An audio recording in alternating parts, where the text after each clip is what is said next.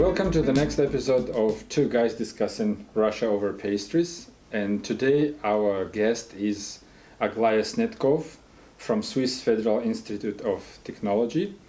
And we're lucky to have her because she just published her fascinating book called Russia's Security Policy Under Putin, A Critical Perspective. And we will be the first to hear personally from her the main arguments of her book, and we'll try to respond to them as highly professional as we can. And we want to ask a question, Aglaya, and what do you think? Has Russian security policy changed during Putin's tenure since 2000? Well, thanks for inviting me on the show.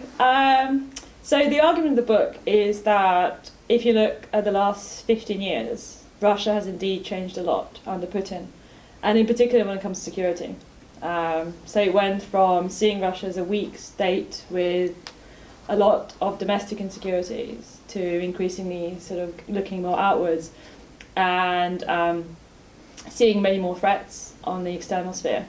So basically it goes from Russia being mainly concerned about national security to regime security. So you think Russian security policy changed from national security to regime security? Yes. What do you think about it, Robert? Can you argue with that? Well, I think it's a very interesting perspective that Aglaya offers, and certainly would recommend everyone read the book. However, I disagree on this idea that things have changed from external questions to regime security, because I think for Putin, nothing in that sense has changed since he came into office. He was always concerned about regime security, and everything he does is driven by his need to stay in power.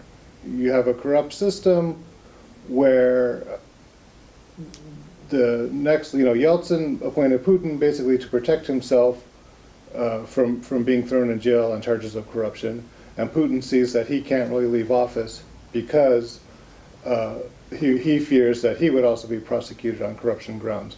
So I think regime security was always foremost in his mind from the very beginning, and that's what he's done the last 15 years.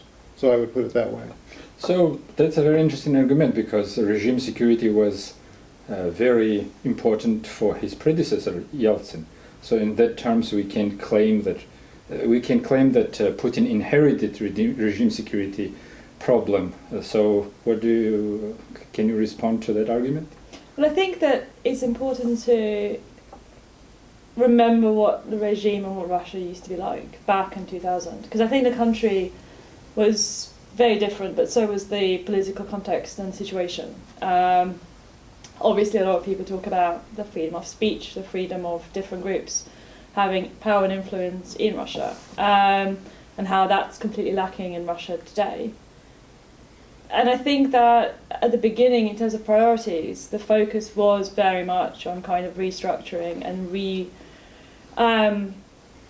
trying to bring back the state into having some sort of control over the country. I mean, in 2000, we did have, regardless of opinions on Chechen war, you did have a lot of secessionist problems, terrorist problems, problems with the economy, problems with sort of central federal relations, and the focus was very much on bringing those back. But if you think about the different types of groups that have been securitized since then, if you look, for example, if you compare the security strategies between 2000 and the latest one, it very much goes from stated big security problems to basically identifying anyone who's against the regime as being a potential threat.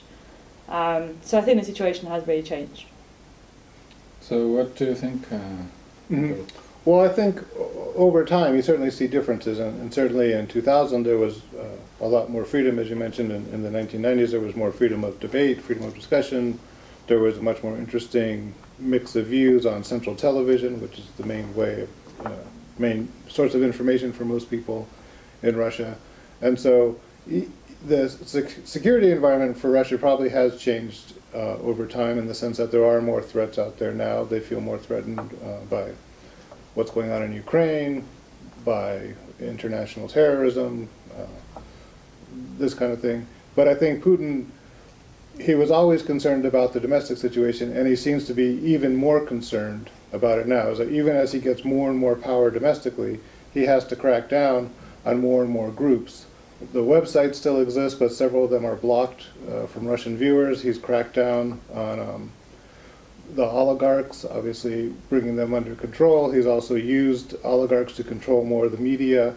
The central television, the main source of information, is much more prolific in terms of supporting regime messaging now. So even though Putin seems to have consolidated his power quite well over 15 years, he seems much more nervous about the domestic situation. So in that sense, there's been an evolution, but I still think the focus has really been on regime security.